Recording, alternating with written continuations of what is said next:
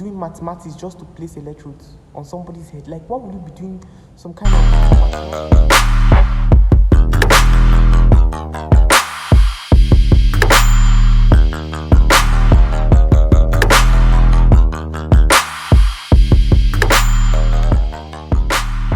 Hello guys, you're welcome back to my YouTube channel.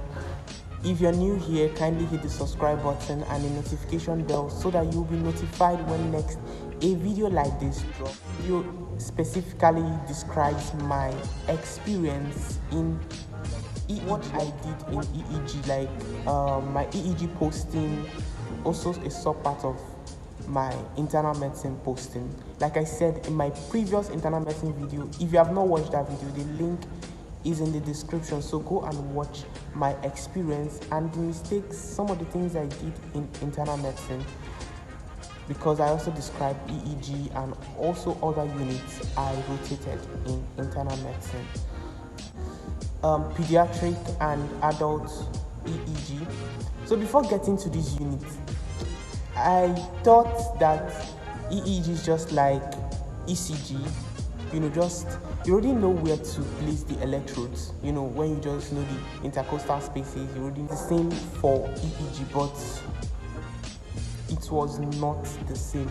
EEG is more sophisticated. EEG is more kind of intense because you have to do a lot of calculations. You have to do a lot of, a lot of brain work. You have to actually know your basic structural neuroanatomy. I think you just have to know your basic neuroanatomy and neurophysiology for you to actually learn how to maybe use a maneuver or learn how to do the EEG procedure very, very well, and also understand some of the terms in EEG. Life as a normal or as an EEG student is just like a normal day of you receiving patients, prepping them for the procedure, getting all your equipment, getting all your stimulations ready, and telling them beforehand what the procedure is that is non-invasive, and also telling them what comes to it,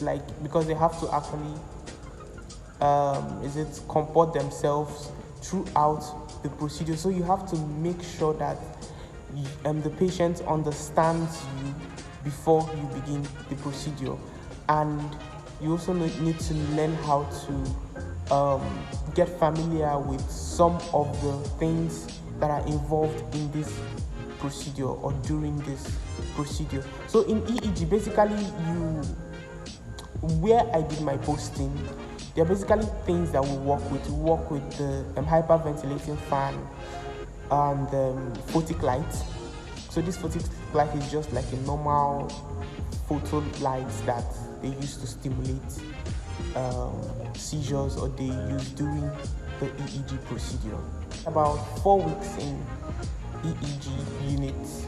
So for my first 2 weeks, or for my first, a week, for my first 1 week, I was just introduced to the machine, what the machine is, how it works, how to do how to connect it, and how to and some of the parts of the machine, because the machine is not just the electrode. There are still other things that come with the EEG machine, like the EEG monitor, the hyperventilation fan, the photic light, the EEG gel, and every other thing that comes with the EEG. So one remarkable experience in the EEG unit is a case of a pediatric patient, male patient actually. The boy has been having recurrent seizures. So when he was brought to the unit, we just prepped the boy and told him that, okay, this is, although we also explained the procedure to the mother, and we prepped and we told the boy what is involved. Then normally, we use some stimulations to provoke paroxysmal response, like I said, the hyperventilation and photic light. So although the boy's indication was schizophrenia on his request form, then when we started the procedure, we used hyperventilation fan. We gave him, and he blew, for him to hyperventilate, but there was no spiking. He was just normal. There was no paroxysmal response. Immediately we used the photic light.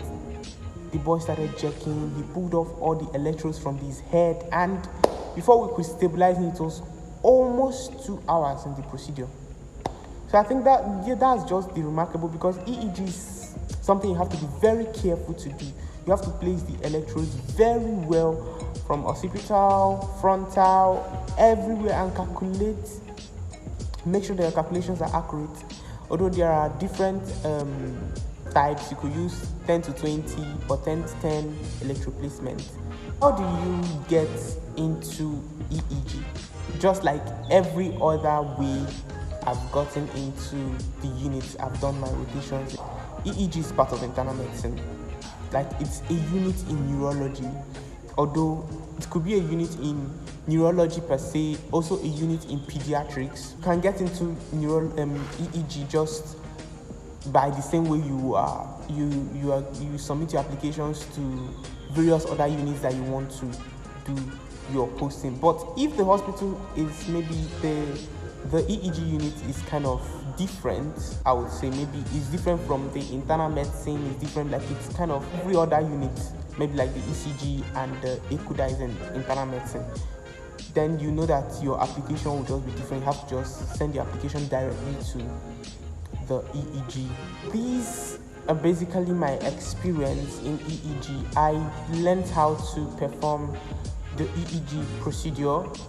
I learned about electrode placement, I learned about the stimulations, I learned about the indications, how to even annotate, and how to I also learned how to interpret some basic seizures and how to interpret some basic findings.